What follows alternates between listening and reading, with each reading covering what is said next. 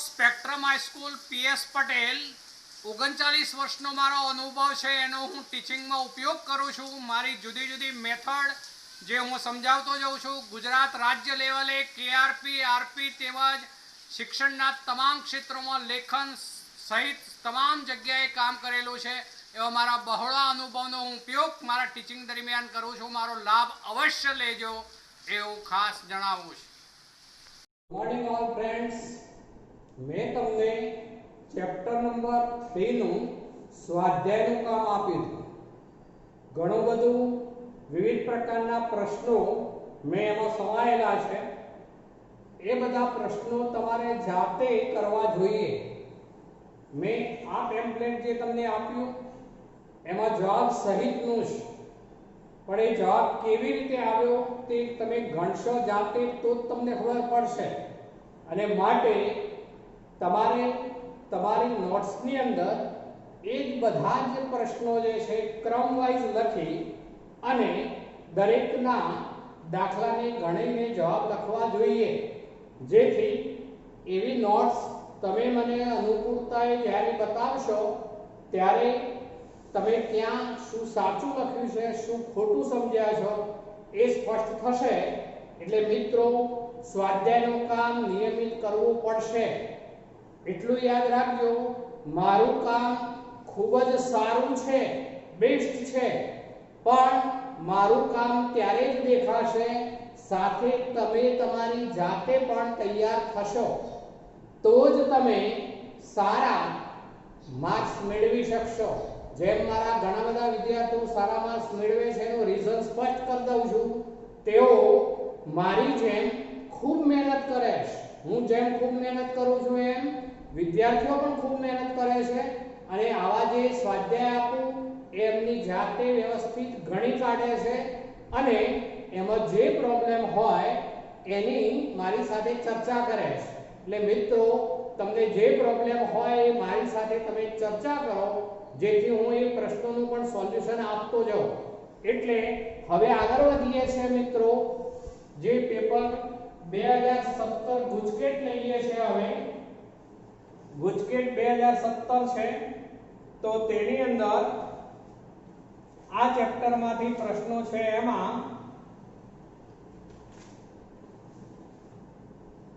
ચલો એક પ્રશ્ન છે, એમાં નીચેના પૈકી સમજો, નીચેના પૈકી કયા પદાર્થના જલીય દ્રાવણનો રૂટ સી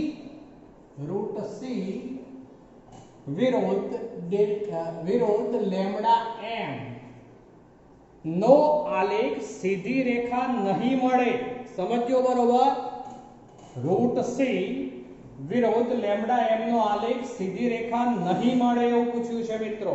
ચલો એમાં વિકલ્પ આપેલા છે. એક છે HCl, બીજો છે NaCl, ત્રીજું છે NaCN અને ચોથું છે HCl.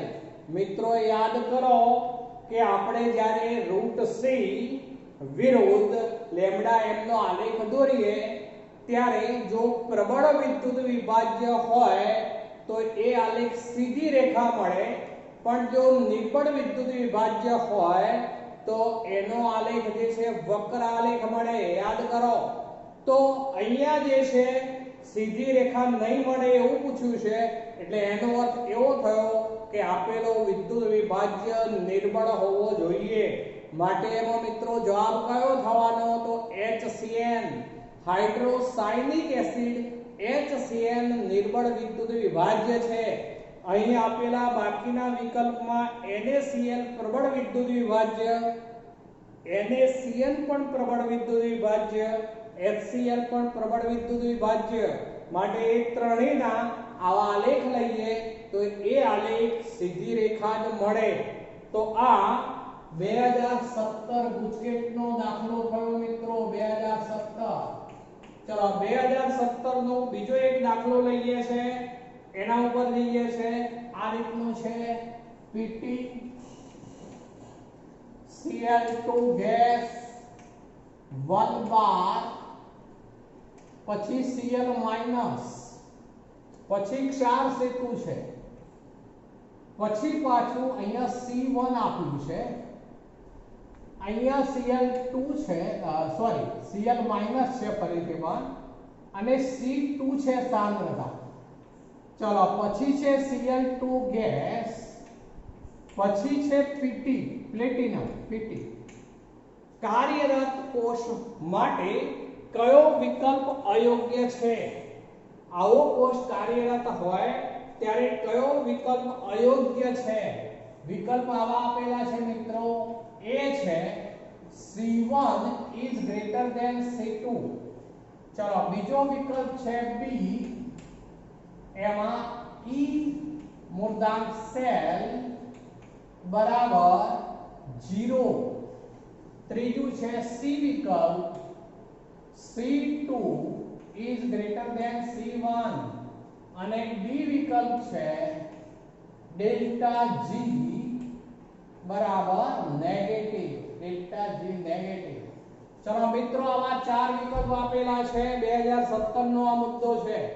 Pt Cl2 ગેસ 1 બાર, Cl માઈનસ C1 મોલારિટી છે મિત્રો આ. પછી આ ક્ષાર સેતુ Cl minus C2 Cl2 gas Pt. મિત્રો પહેલી તો એક વાત કે આ કોષમાં એનોડ અને કેથોડ બંને સરખા છે. બરોબર જુઓ મિત્રો, બંને વિદ્યુત ધ્રુવો જે છે એ પ્લેટિનમના છે, એટલે એનોડ અને કેથોડ બંને સરખા છે. તફાવત ક્યાં છે?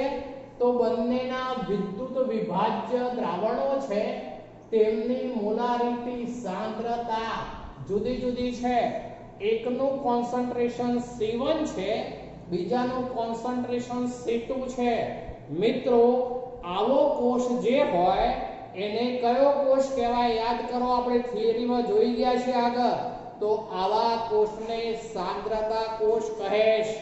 જે કોષમાં બંને વિદ્યુત ધ્રુવો સમાન હોય પરંતુ વિદ્યુત વિભાજ્ય દ્રાવણોની સાંદ્રતા જુદી જુદી હોય તો આવા કોષને સાંદ્રતા કોષ કહે છે. તો આ એક સાંદ્રતા કોષ છે.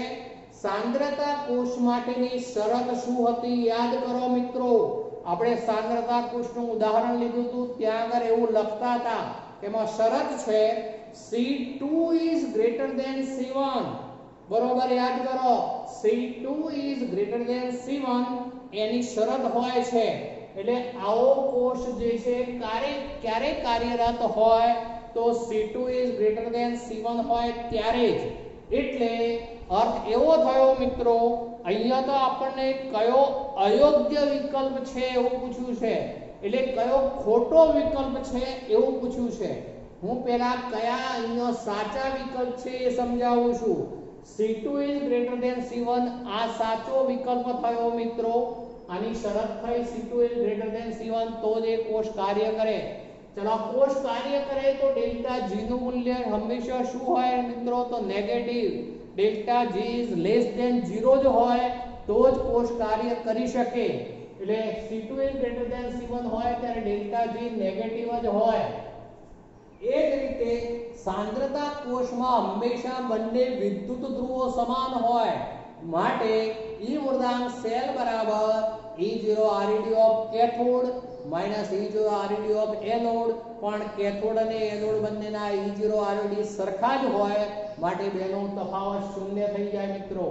એટલે આ ત્રણેય વિકલ્પ સાચા છે. પણ આપણે તો શું શોધવાનું છે? કયો વિકલ્પ અયોગ્ય છે એટલે કે ખોટો છે?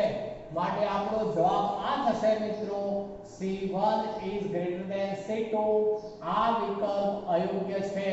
પણ આપણો જવાબ આ થશે. બરોબર ધ્યાન રાખજો, C1 is greater than C2 એ અયોગ્ય વિકલ્પ કહેવાશે. કારણ કે અહીંયા માંગ્યું છે કોષ કાર્યરત હોય ત્યારે કયો વિકલ્પ અયોગ્ય છે, એટલે જવાબ થવાનો C1 is greater than C2.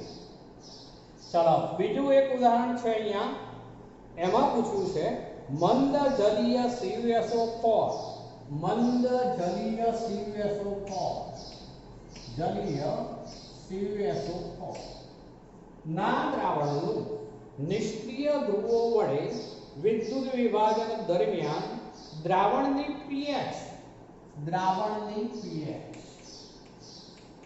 દ્રાવણની pH. ચલો એવા વિકલ્પ આવા આપેલા છે, વધે છે, બીજું છે અચળ રહે છે, ત્રીજું છે ઘટે છે અને ચોથું છે વધીને ઘટે છે. હવે મિત્રો પહેલા તો દ્રાવણની pH. હવે pH એટલે શું? તો pH બરાબર -log base 10 H+ અથવા H3O+. એટલે એનો અર્થ એવો થયો કે મંદ જલીય CuSO4 ના દ્રાવણનું વિદ્યુત વિભાજન કરવાથી દ્રાવણમાં H+ આયનની સંખ્યા, સાંદ્રતા એમાં વધારો થશે કે ઘટાડો થશે કે અચળ રહેશે એ આપણે નક્કી કરવાનું છે કે શૂન્ય બનશે એ નક્કી કરવાનું. અહીં મિત્રો મંદ જલીય દ્રાવણ છે અને CuSO4 નું દ્રાવણ છે. હવે CuSO4 માં Cu2+ આયન હોય, SO4 2- આયન હોય. હવે જ્યારે વિદ્યુત વિભાજન કરાવવામાં આવે ત્યારે SO4 2- આયન એ ધન ધ્રુવ ઉપર એનોડ ઉપર જાય મિત્રો. હવે એનોડ ઉપર SO4 2- આયન જે હોય એનોડ ઉપર, તો SO4 2- આયનનું ઓક્સિડેશન થશે નહીં. SO4 2- નું ઓક્સિડેશન થશે નહીં. એ વખતે પાણીનો અણુ H2O જે છે એ એનોડ ઉપર ઓક્સિડેશન પામશે. માટે એનોડ ઉપર પાણીનું ઓક્સિડેશન થવાનું મિત્રો. પાણીનું ઓક્સિડેશન કરાવીએ એટલે શું બને? તો O2 ગેસ વત્તા H+ અને વત્તા ઇલેક્ટ્રોન. હવે મિત્રો આને બેલેન્સ કરવું છું, ધ્યાન રાખજો. આપણે O2 લીધું છે તો આને 2 વડે ગુણી દઈએ છે પહેલા તો. હવે હાઇડ્રોજન 4 થયા માટે આ 4H+ લઈએ છીએ. તો આ ઇલેક્ટ્રોન પણ કેટલા થવાના? હવે વિધભાર બેલેન્સ કરવો પડે. જુઓ બંને તરફનો આ 4+ માટે આ 4 ઇલેક્ટ્રોન. તો એનોડ ઉપર SO4 2- નું ઓક્સિડેશન નહીં થાય, એ પ્રેક્ષક આયન તરીકે હોય, એમનેમ હોય. પણ H2O નું પાણીનું આ રીતે ઓક્સિડેશન થવાનું. એનોડ ઉપર O2 મુક્ત થાય પણ સાથે H+ આયન મુક્ત થાય. આ H+ આયન પેલા પ્રેક્ષક આયન SO4 2- સાથે જોડાય એવો અર્થ ગણી કરી શકાય મિત્રો. એટલે શું ઉત્પન્ન થયું? H2SO4. H2SO4 ઉત્પન્ન થયું એટલે દ્રાવણ શું બની ગયો? એસિડિક. દ્રાવણ જો એસિડિક હોય તો એમાં H+ આયનની સાંદ્રતા હંમેશા 10⁻⁻7 કરતા વધુ હોય. 10⁻⁷ કરતા વધુ હોય એટલે pH હંમેશા શું હોય? તો 7 કરતા ઓછી હોય. એટલે pH માં શું થશે? તો એમાં pH માં ઘટાડો થશે. 7 કરતા ઓછી થાય એટલે pH ઘટે. અહીંયા મિત્રો વિકલ્પ આપેલા છે. A વધે છે, B અચળ રહે છે, C ઘટે છે અને ચોથું છે વધીને ઘટે છે. એટલે જવાબ કયો થવાનો? ઘટે છે. H2SO4 એસિડ બનવાનો, જેને કારણે તેની pH માં ઘટાડો થવાનો. તો એ રીતે મિત્રો ચલો બીજો એક પોઈન્ટ છે, એમાં થોડું આ ચેપ્ટરનું પણ કહી શકાય. 65.4 ગ્રામ Zn ની સાંદ્ર નાઇટ્રિક એસિડ સાથેની પ્રક્રિયા કેટલા ગ્રામ ઓક્સિડેશન કરતાનું રિડક્શન થશે? ચલો મિત્રો Zn ધાતુ છે એની સાંદ્ર નાઇટ્રિક એસિડ સાથે પ્રક્રિયા કહી છે. ચલો તો Zn ધાતુની સાંદ્ર નાઇટ્રિક એસિડ સાથેની પ્રક્રિયા આ રીતે થાય. Zn solid plus 4HNO3. આમાં યાદ રાખીશું નાઇટ્રિક એસિડ સાથેની પ્રક્રિયા થાય ત્યારે 4HNO3 સાંદ્ર HNO3 સાથેની પ્રક્રિયા છે.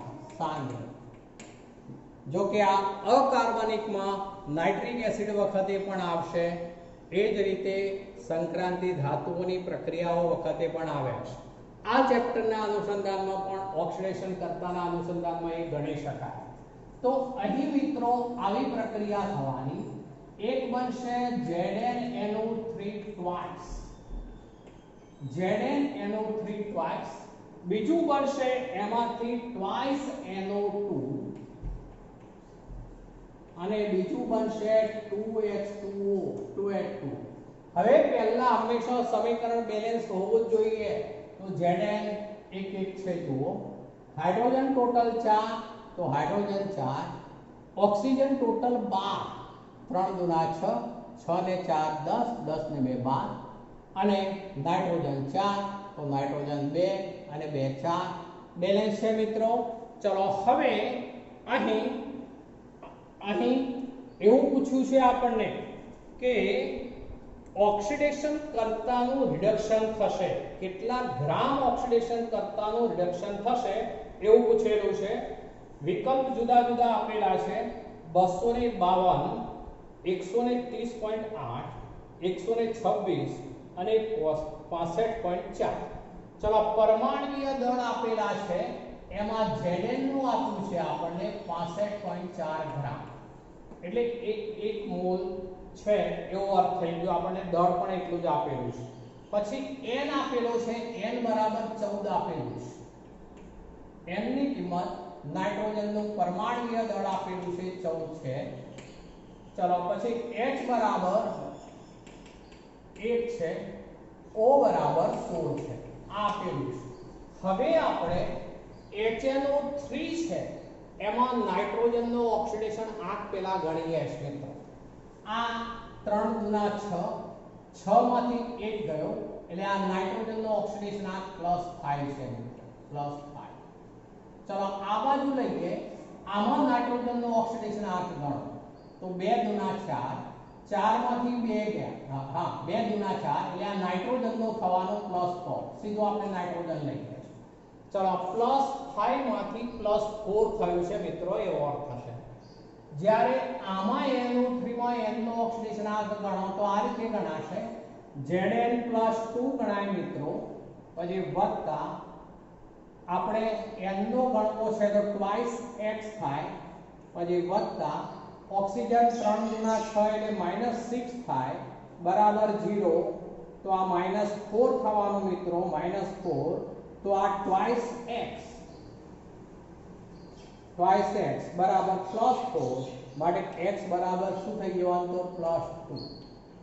તો n જે છે આમાં આપણે NO3 - 1 આવો અર્થ થાય મિત્રો. એટલે 3 ગુના 6 માંથી 1 ગયો એટલે n ડાયરેક્ટ ગણું છું તો +5 થશે. તો આમાં n નો ઓક્સિડેશન આંક +5 જ છે, એટલે આમાંથી આ રૂપાંતર થાય છે ત્યારે n ના ઓક્સિડેશન આંકમાં કોઈ ફેરફાર નથી. જુઓ મિત્રો, એટલે એનો અર્થ એવો થયો કે આપણે આ +5 +4 આ બે વિગત જોવાની રહી. એટલે એનો અર્થ એવો થયો કે HNO3 જે છે એમાંથી NO2 બને છે, એ આપણે લક્ષમાં લેવાનું છે. અહીંયા આપણને એવું પૂછેલું છે મિત્રો કે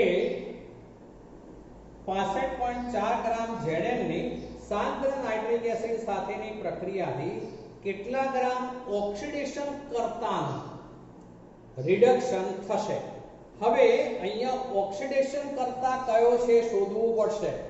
જેનું પોતાનું રિડક્શન થયું હોય તે ઓક્સિડેશન કરતા ગણાશે. ફરીથી રિપીટ કરું છું, જેનું પોતાનું રિડક્શન થયું હોય તે ઓક્સિડેશન કરતા ગણાશે. એટલે મિત્રો HNO3 જે છે એ આપણો ઓક્સિડેશન કરતા છે. હવે HNO3 જે છે એનું આપણે પહેલા તો મોલર દળ ગણી કાઢીએ મિત્રો. તો H બરાબર 1, N બરાબર 14 અને આ 16 48 એટલે 63 થશે મિત્રો, 63 ગ્રામ. 63 ગ્રામ એ HNO3 નું મોલર દળ છે. હવે મિત્રો અહીંયા 4 મોલ HNO3 પૈકી 2 મોલનું જ 2 મોલ NO2 માં રૂપાંતર થયું કહેવાશે. એટલે આપણે આ 4 પૈકીના 2 મોલનું જ રૂપાંતર થયું હોવાથી આપણે આ 2 મોલ HNO3 લક્ષમાં લેવા પડશે. એટલે 63 ગુણ્યા 2 થશે મિત્રો, એટલે 3 દુના 6 અને 6 દુના 12, એટલે આપણો જવાબ થશે 126 ગ્રામ. અહીં મિત્રો સમજો કેટલાક ભૂલ એ કરી દે કે એના ગુણ્યા 4 કરી દે 63 ગુણ્યા 4 તો 63 ગુણ્યા 4 નહીં થાય કારણ કે 4 HNO3 પૈકીના બે નાઇટ્રોજન એ આ બે નાઇટ્રોજન તરીકે એમનેમ જ રહે છે, તેમના ઓક્સિડેશનાંકમાં કોઈ ફેરફાર નથી. અહીંયા આપણે In+5 માટે આપણે આ બે નાઇટ્રોજન એ આ 4 પૈકીના બે HNO3 માંથી બન્યો છે એવું ગણાશે. માટે આમાં 63 ગુણ્યા 2 લેવાય એટલે 126 ગ્રામ થશે મિત્રો. એટલે આ દાખલામાં જે છે 126 જવાબ થશે. ચલો હવે આપણે બીજું પેપર લઈએ છે 2016 ગુજકેટ. ચલો એની અંદર મિત્રો જે છે એ આ રીતનો છે 25 સેલ્સિયસ તાપમાને. ચલો 2016 ગુજકેટ છે મિત્રો, આ ગુજકેટ. ચલો એની અંદર જે છે 25 સેલ્સિયસ તાપમાને નીચે આપેલા હાઇડ્રોજન અર્ધકોષનો પોટેન્શિયલ 0.118 છે.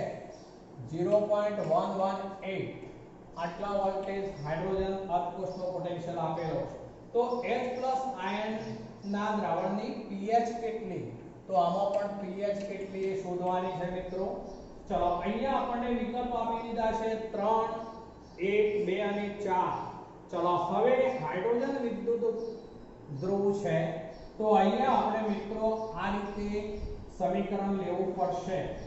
આપણે પ્રમાણિત હાઇડ્રોજન વિદ્યુત ધ્રુવના સંદર્ભમાં લઈએ છીએ તો એ વખતે H+ આયનનું આપણે રિડક્શન કરાવીએ છીએ.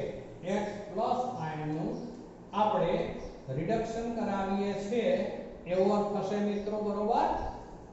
તો H+ નું રિડક્શન કરાવવું હોય તો આપણે આવું કરી શકીએ. H+ electron gets 1/2 H2 gas. ચલો હવે આપણને એનું સમીકરણ મૂકીએ છે તો E મૂળાંક H+ 1/2 H2 આ રિડક્શન લીધું આપણે બરાબર શું થઈ જશે? E મૂળાંક સોરી મિત્રો આ E આવશે E જ્યારે આ મૂળાંક H+ 1/2 H2 minus 0.059 upon n. n ની કિંમત મિત્રો 1 અને પછી શું લખાશે? log 1/h+. પણ મિત્રો આ જે સમીકરણ લીધું આપણે રિડક્શન માટે લીધું છે, ઓક્સિડેશન માટે નથી. સમજો, રિડક્શન માટે લીધું. આપણે જો આ સમીકરણ રિડક્શન પોટેન્શિયલ ને બદલે ઓક્સિડેશન પોટેન્શિયલ ની રીતે લેવું હોય, બંને રીતે લઈ શકીશું. સમજો બરોબર. આપણને અહીંયા જે આપેલો છે એ તો વોલ્ટેજ આપેલો છે અર્ધકોષનો ઓક્સિડેશન પોટેન્શિયલ, એટલે આ વેલ્યુ નથી મિત્રો. આ તો શું છે? Reduction potential. આ વેલ્યુ આપેલી છે ઓક્સિડેશન પોટેન્શિયલ. આપણે અહીંયા માનો કે એને મૂકવું હોય એમને તો આપણે આવું લખવું પડે -0.118. આપણે આ સૂત્રનો ઉપયોગ કરી શકીએ તો અહીંયા માઈનસ લખવું પડે. આ વેલ્યુ તો 0.059 બરોબર મિત્રો. અને પછી આ શું થઈ જવાનું? log 1/h+ એટલે જ pH. યાદ કરો મિત્રો, pH બરાબર બે રીતે લખાય. pH બરાબર log 1/h+ આમ પણ લખાય અથવા માઈનસ log h+ આવું પણ લખાય. તો આના બરાબર હું ડાયરેક્ટ લખી દઉં છું હવે pH. બરોબર મિત્રો, pH લખી દઉં છું. હવે આ કિંમત તો નીકળી ગઈ. ચલો બંને તરફ માઈનસ ચિહ્નો છે મિત્રો, એટલે હું ચિહ્નોય કાઢી નાખું છું. હવે સમજો, ડાયરેક્ટ કરું છું, ચિહ્નોય કાઢી નાખું છું. હવે pH બરાબર શું થવાનું? તો 0.118 ભાગ્યા 0.059 બરાબર pH. તો હવે આ બે વડે ઉડી જશે મિત્રો. જો આ 9 દુના 18, 5 દુના 10 ને 11 એટલે pH બરાબર શું થઈ ગયો? જવાબ તો 2. તો આપણો જવાબ થશે 2 મિત્રો. pH બરાબર 2. ચલો આ 2016 ગુજકેટ એનો દાખલો છે જેનો જવાબ થશે pH બરાબર 2. pH બરાબર 2. ચલો મિત્રો હવે આગળ લઈએ છે 2016 માં બીજું છે x y અને z ના x y અને z ના પ્રમાણિત reduction potential E મૂર્ધાંક RED reduction potential ના મૂલ્યો અનુક્રમે 0.75 -0.80 અને -0.25 વોલ્ટ છે. તો નીચેના પૈકી કયું વિધાન યોગ્ય નથી એવું પૂછ્યું છે મિત્રો, ધ્યાન રાખજો. કયું વિધાન યોગ્ય નથી? વિધાન યોગ્ય નથી એવું પૂછ્યું છે. ચલો એ લઉં છું હું પહેલા. તો z એ x નું રિડક્શન અને y નું ઓક્સિડેશન કરશે. ચલો આ એક વિકલ્પ છે. બીજો વિકલ્પ છે બી. ચલો આપણે એક પછી એક વિકલ્પ ચેક કરતા જઈએ. તો એને માટે રિડક્શન પોટેન્શિયલની જે કિંમતો આપેલી છે મિત્રો, એ કિંમતો ઉપરથી એ સમજી લેવાનું કે જેનો રિડક્શન પોટેન્શિયલ સૌથી ઓછો હોય એ શું બને? પ્રબળ રિડક્શન કરતા. ફરીથી રિપીટ કરું છું, જેનો રિડક્શન પોટેન્શિયલ સૌથી ઓછો હોય મિત્રો, જેનો રિડક્શન પોટેન્શિયલ સૌથી ઓછો હોય, સૌથી ઓછો આવશે આને. જેનો રિડક્શન પોટેન્શિયલ સૌથી ઓછો હોય, કારણ કે ચિહ્ન શું છે? માઈનસ. તો જેનો રિડક્શન પોટેન્શિયલ સૌથી ઓછો હોય તે પ્રબળ રિડક્શન કરતા, એટલે y જે છે પ્રબળ રિડક્શન કરતા હશે. આપણે આને EMF શ્રેણીની રીતે ગોઠવવા હશે. તો પહેલું કયું આવે મિત્રો EMF શ્રેણીની રીતે? તો પહેલું આવે x, સૌથી ઉપર આવે x. ચલો પછી કયું આવે? તો z અને પછી કયું આવે? તો y. કેવી રીતે આપણે EMF શ્રેણી બનાવીએ છીએ? તો E મૂર્ધાંક RED ના મૂલ્યો ક્રમશઃ ઘટતા જાય તે પ્રમાણે ગોઠવીએ તો EMF શ્રેણી કહેવાય. એટલે x પછી આવે z, પછી આવે y. ચલો હવે અહીંયા એવું કહ્યું છે z એ x નું રિડક્શન અને y નું ઓક્સિડેશન કરશે. ચલો આ z છે, વચ્ચે છે z. અત્યારે જે ઉપર હોય એનું રિડક્શન થઈ શકે. સમજો, જે ઉપર હોય એનું રિડક્શન થઈ શકે, નીચેવાળાનું ઓક્સિડેશન થઈ શકે. એટલે z દ્વારા x નું શું થવું જોઈએ? સમજો, z દ્વારા x નું થવું જોઈએ રિડક્શન અને y નું થવું જોઈએ ઓક્સિડેશન. બરોબર ને મિત્રો? y નું ઓક્સિડેશન. ફરીથી બોલું છું, z દ્વારા જે ઉપર હોય એનું રિડક્શન થાય, જે નીચે હોય એનું ઓક્સિડેશન થાય. હવે આપણે જુઓ, z એ x નું રિડક્શન અને y નું ઓક્સિડેશન કરશે. આપણે એવું લખ્યું. બરોબર?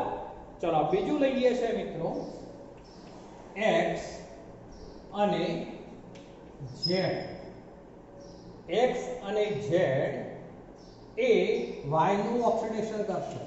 y નું ઓક્સિડેશન કરશે. ચલો ત્રીજો વિકલ્પ છે c. y એ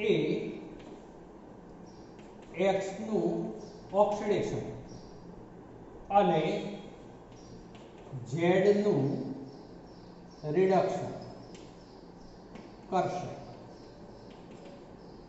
અને ડી લેવાનું છે y અને z એ x નું રિડક્શન કરશે. હવે મિત્રો વિકલ્પ વખતે બરોબર ધ્યાન રાખજો. આપણને શું પૂછ્યું છે? કયું વિધાન યોગ્ય નથી એવું પૂછ્યું છે.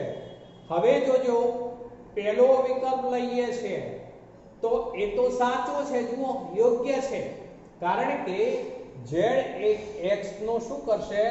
તો રિડક્શન અને y નું શું કરશે? ઓક્સિડેશન. એટલે પહેલો વિકલ્પ સાચો છે મિત્રો, જુઓ. ચલો બી લઈએ.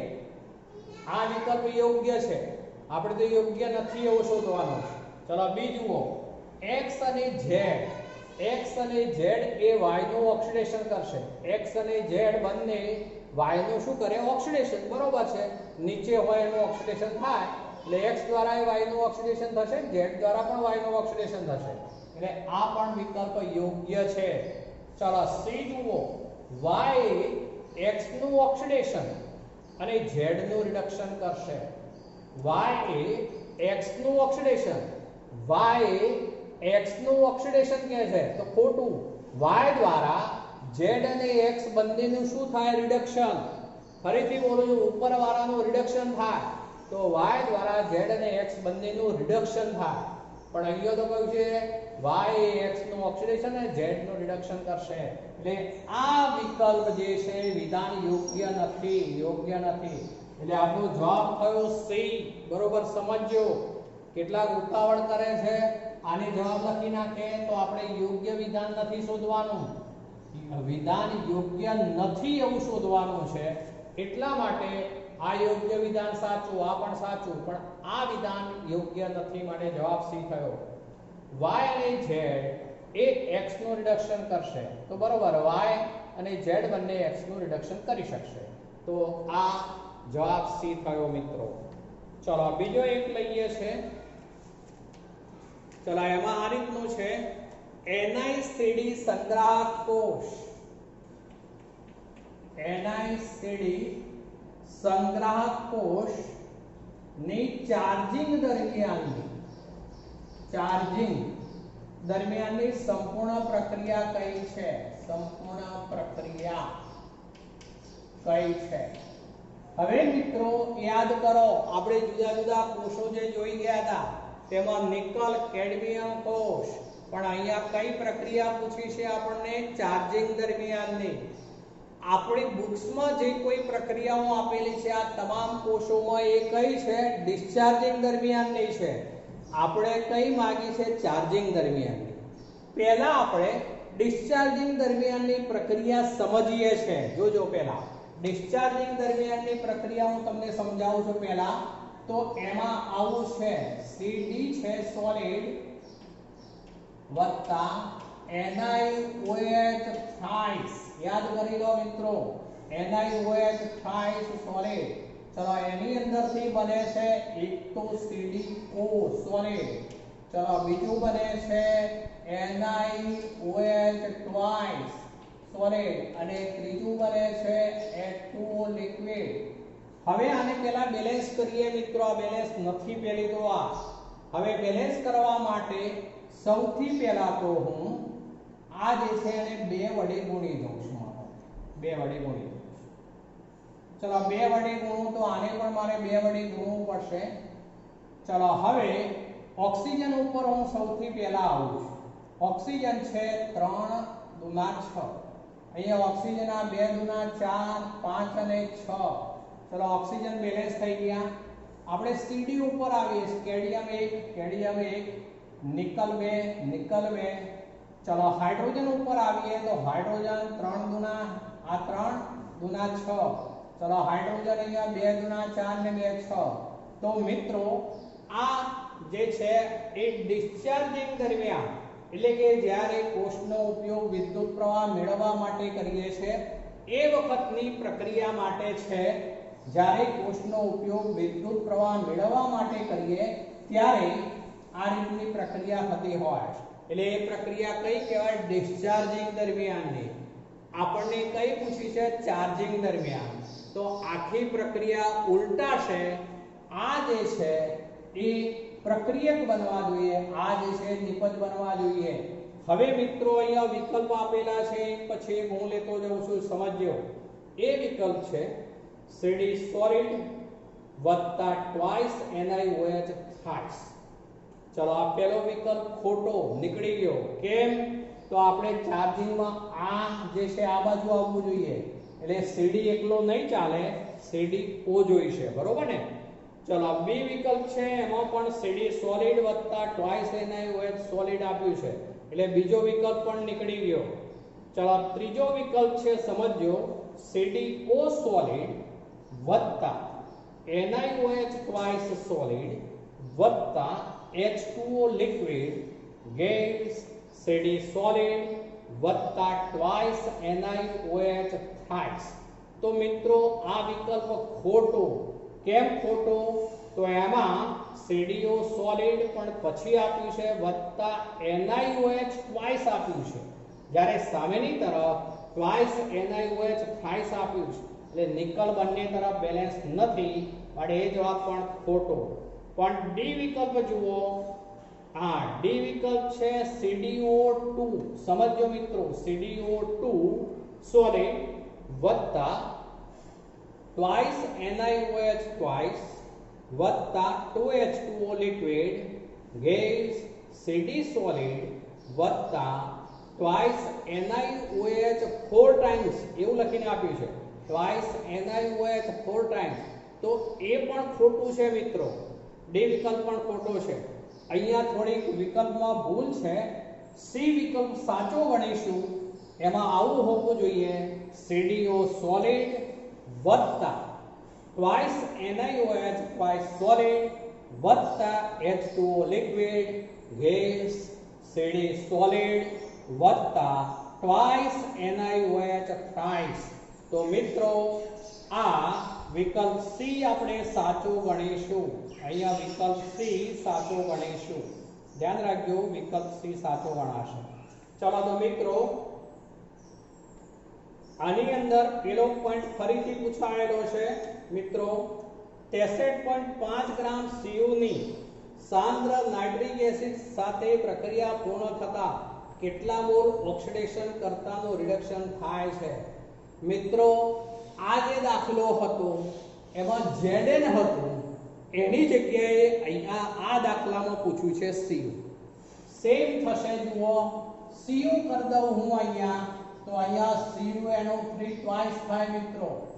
આ CU લઉં તો આ CuNO3 twice વત્તા 2NO2 વત્તા 2H2O થઈ જાય. હું સમીકરણ અહીંયા ફરીથી લખી દઉં છું, જોજો મિત્રો.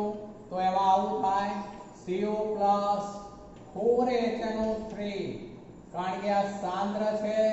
સાંદ્ર હોય ત્યારે 4HNO3 પ્રક્રિયામાં ભાગ લે છે, ત્યારે તેમાંથી થશે CuNO3 twice વત્તા 2NO2 વત્તા 2H2O.